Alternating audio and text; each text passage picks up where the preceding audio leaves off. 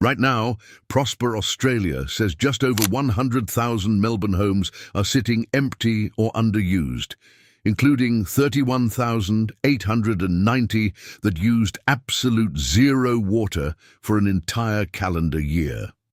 At the exact same time, Victoria's social housing waitlist has climbed past 65,000 people in desperate need of shelter, while the Victorian Housing Register showed more than 56,000 total applications sitting unprocessed at the end of 2025. One of those dark, empty homes is probably within 5 kilometers of where you live right now.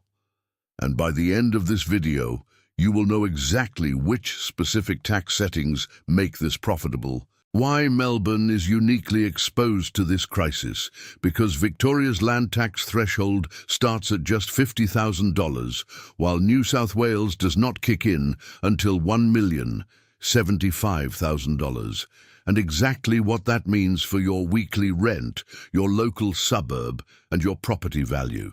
This is the part most mainstream media coverage gets completely wrong. Empty homes are not always the result of neglect, and they are rarely an accident. Very often, they are the result of cold, hard financial calculation. Landlords and property investors are not necessarily acting emotionally here. They are acting entirely rationally inside a highly structured system that heavily rewards capital growth, punishes long-term rental compliance, and in Victoria starts taxing land at a baseline level that is dramatically lower than almost anywhere else in the country. That specific policy framework is exactly what makes Melbourne different from Sydney, Brisbane, or Perth. If you own an investment property in Victoria, you start paying land tax to the State Revenue Office once your taxable land value passes $50,000. In New South Wales, the threshold before you pay a single cent is $1,075,000. That is not a small, trivial policy difference that gets lost in the fine print. That is a completely different financial incentive structure that changes how investors view their assets from day one. And here is the uncomfortable truth that state politicians rarely discuss on camera. Victoria bravely expanded its vacant residential land tax statewide from the 1st of January 2025. They told the public they were cracking down. Yet Prosper's November 2025 update still found that totally empty Melbourne homes rose a staggering 16% in 12 months to 31,890, while total empty or severely underused dwellings officially topped 100,000. So if the tax expanded across the entire state and the number of empty homes still went up by 16%, that tells you the housing system is not failing by accident. It is failing because the financial numbers still work incredibly well for owners who choose to keep their properties out of the long-term rental pool. Let me show you exactly how that mathematical calculation actually works in practice, step by step. Mechanism 1. Short-stay arbitrage. This is the most relatable and visible mechanism because you have probably seen it happen on your own street or in your own apartment building with lockboxes attached to the railing. Victoria introduced a specific 7.5% short-stay levy to try and regulate the market, but short-stay property remains a completely separate business model from a normal 12-month residential tenancy. For an owner, running an Airbnb or stays property means maximum flexibility. It gives them the ability to block out personal dates, aggressively change pricing around major sporting events like the Grand Prix or huge stadium concerts, furnish the property exactly once and relist it repeatedly, and entirely avoid locking the property into the full, heavily regulated rhythm of a standard residential lease. Now, let us run the landlord's actual spreadsheet. A long-term tenancy gives you predictable, steady weekly rent, but it also brings constant ongoing maintenance, much stricter government rental rules, strict legal notice periods if you want to sell, new minimum property standards for heating and cooling, and significantly less personal flexibility if you ever want to use the property yourself.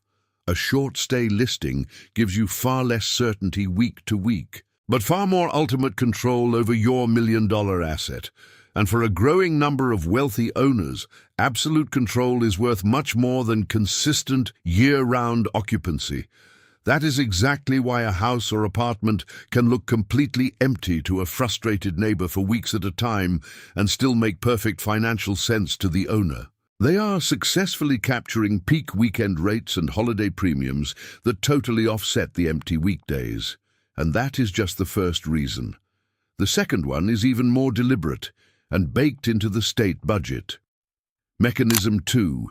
Land tax threshold arbitrage. This is the structural legislative difference that completely separates Victoria from the rest of the Australian property market. As we established, Victoria's land tax threshold is $50,000.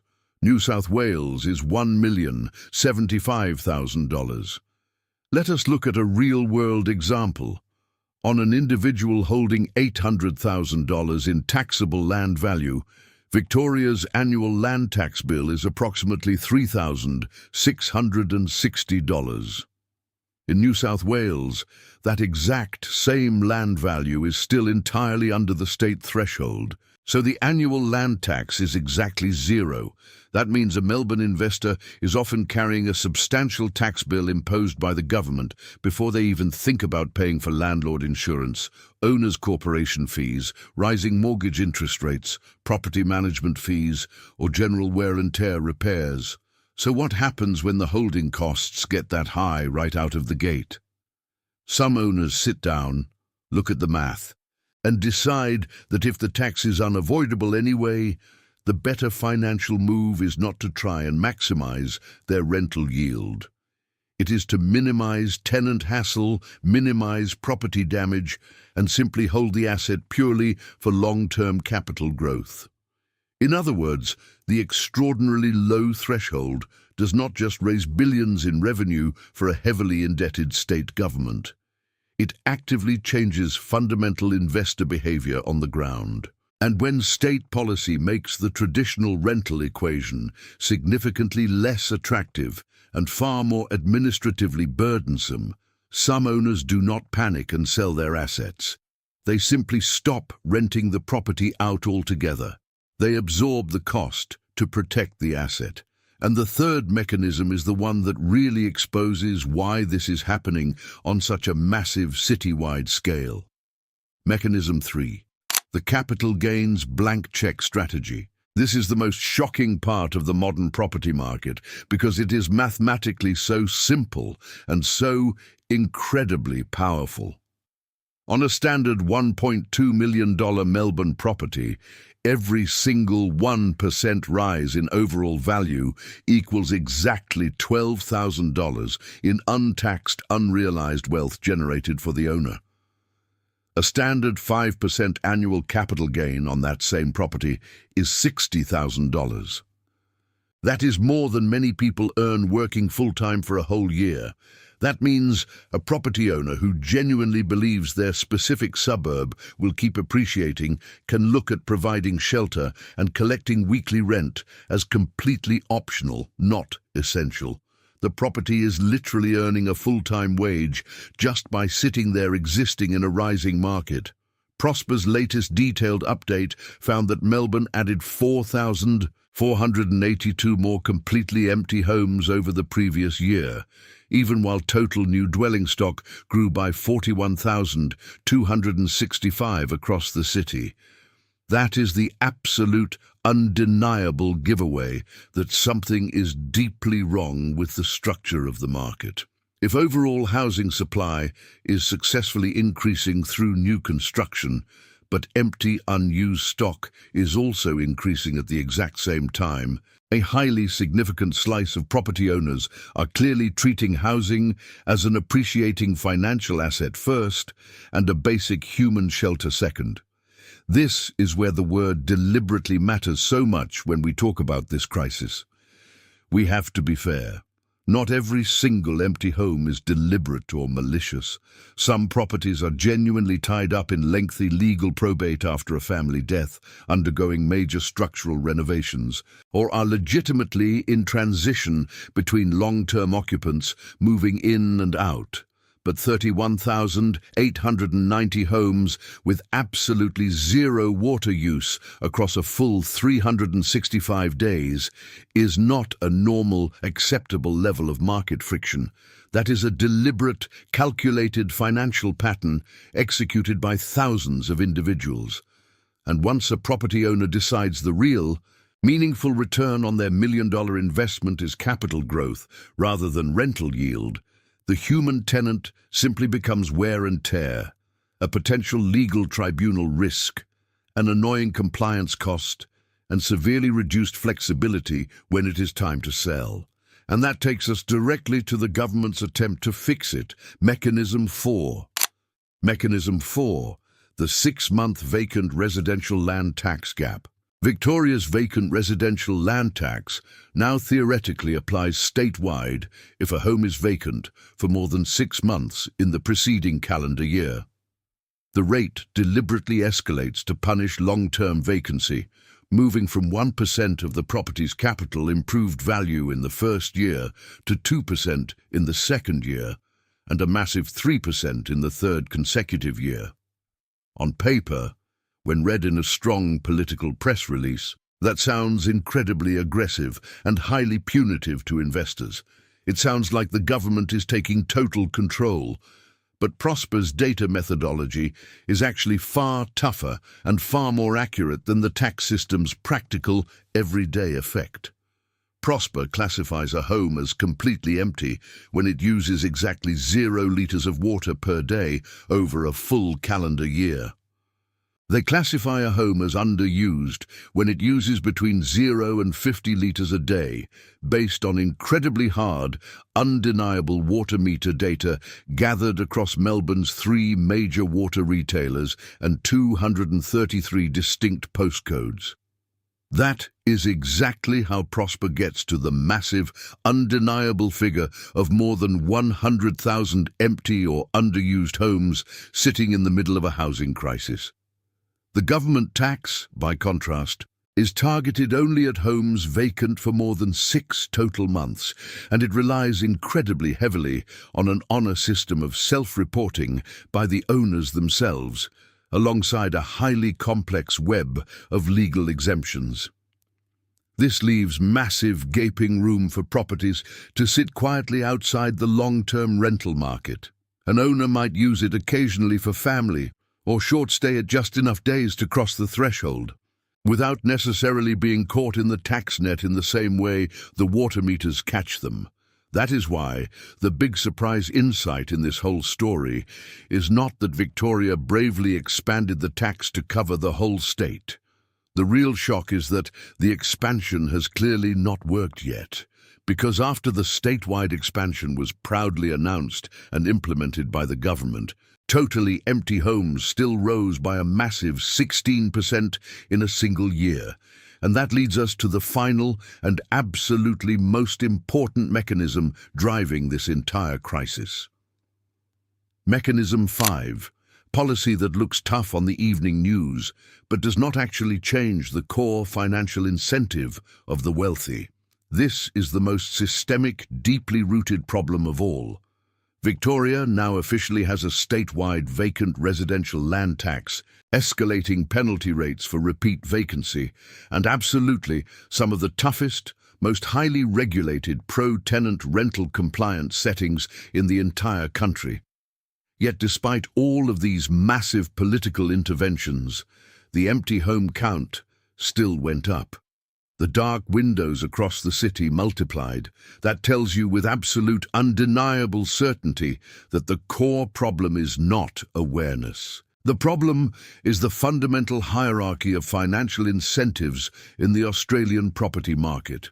If expected capital growth in a suburb is strong enough to make you rich, if the baseline land tax is already considered just another sunk cost of doing business, if short-stay platforms remain highly viable and profitable, And if long-term leasing feels operationally harder and more legally risky than ever before, then some well-capitalized owners will deliberately choose underuse over tenancy. They are not doing this because they are cartoon villains sitting in boardrooms laughing at renters. They are doing it because the spreadsheet genuinely tells them to do it.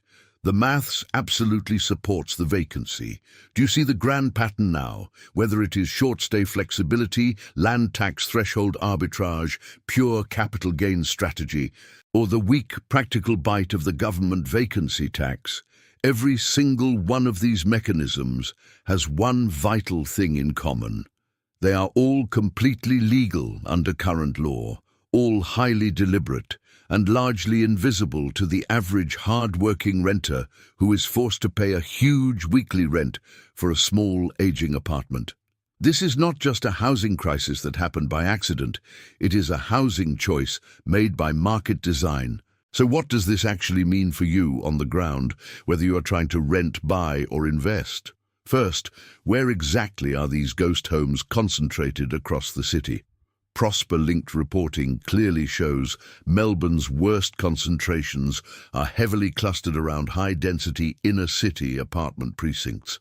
This includes the Melbourne Central Business District sitting at 3.8% completely empty, South Melbourne at 3.1%, South Wharf at 2.8%, and Brunswick East at 2.5%. Abbotsford also features prominently in the list, and the City of Melbourne local government catchment alone has approximately 10,000 empty or severely underused properties sitting in the dark every single night. For everyday renters desperately trying to find a home, the implication of this data is brutal and immediate. When 31,890 homes are completely empty and more than 100,000 are empty or underused, that is a massive, city-sized block of housing that is simply not competing for tenants on real estate websites. Less effective supply available to the public means much tighter competition, far more stressful weekend inspections with long queues stretching down the street, and relentless, painful upward pressure on weekly rent. That is the real human cost hiding quietly behind the water meter data and the political spin. For property investors looking to buy, these ghost home suburbs are not automatically safe bargain hunting grounds just because there is empty stock. Sometimes they genuinely are under-rented opportunities where a good, proactive landlord can step in, provide quality housing, and secure a great, reliable yield. But very often, these empty clusters are flashing red warning signs of a local market entirely dominated by investor stock, heavily burdened by high holding costs, suffering from weak owner-occupier depth, or full of poorly built buildings that are structurally more useful as speculative wealth storage for overseas or interstate investors than as actual lived-in community homes. In other words, a suburb full of dark windows can occasionally be a fantastic value opportunity, but it can just as easily be a massive, inescapable value trap that will drain your capital for a decade. And here is the critical reframe that matters more than anything else we have discussed today. Victoria already expanded the vacant residential land tax across the entire state from the beginning of 2025. They fully pulled the available policy lever. So the real question we should be asking the politicians and the media is no longer, has the government noticed the problem? The real, difficult question that demands an answer is, why are the financial incentives still so incredibly strong and distorted that empty homes increased by 16% anyway? Now that you understand exactly how the system works behind the scenes, you can make financial and lifestyle decisions that the average renter and standard investor simply cannot. If you are renting right now, you now know exactly why some specific trendy neighborhoods feel artificially tight and impossibly expensive, even when you can literally see empty balconies from the street every time you walk to get a coffee. If you are investing in the Victorian market, You now know why low vacancy rates in a given suburb are not enough of a metric on their own to guarantee a safe investment. You need to look deeper and ask whether the existing housing stock is actually being lived in by a real community or just held as a financial placeholder on a balance sheet. And if you currently own property, you now know that bold political policy headlines mean absolutely nothing unless they actually fundamentally change the underlying mathematical calculation on the investor's spreadsheet. I want to hear from you down in the comments below. Is there an empty home on your street or in your apartment building right now? How long has it been sitting in the dark? Let me know, because I want to start mapping exactly where this is actually happening across the city.